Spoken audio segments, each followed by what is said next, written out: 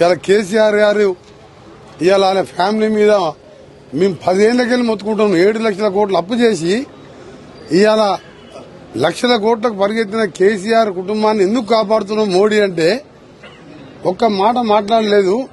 కొన్ని ఎన్నికల నోటిఫికేషన్ రేపు 3 గంటలకు వస్తుంటే ఇవాళ కవిత ఇంటి మీద ఇన్కమ్ ట్యాక్స్, ఈడీ, సిబిఐ పోలీసులు దాడి చేసి రేపు ఎల్లుండి అరెస్ట్ చేసే ప్రయత్నం.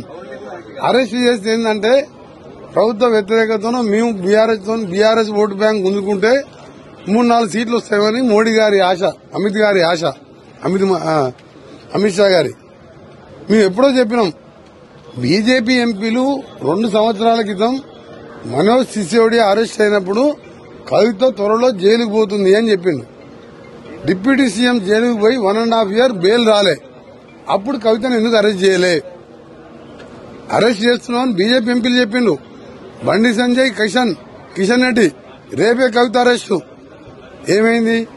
ఇవాళ ఎన్నికల ముందు రేట్లు, అది ఏమైతుంది మ్యాచ్ ఫిక్సింగ్ గా ఏదో తెలియదు. వాళ్ళు ఏంటంటే గల్లీలో కొట్లాడుకుంటారు, ఢిల్లీలో దోస్తులు అవుతారు మోడీ, కేడీ. అందుకనే మాది కాంగ్రెస్ పార్టీ, సెక్యులర్ పార్టీ. మొన్న మీరు ఎన్ని వేల కోట్లు ఖర్చు పెట్టినా ఒక్కొక్క సీటు 60-70 వేలతో గెలిచినాం.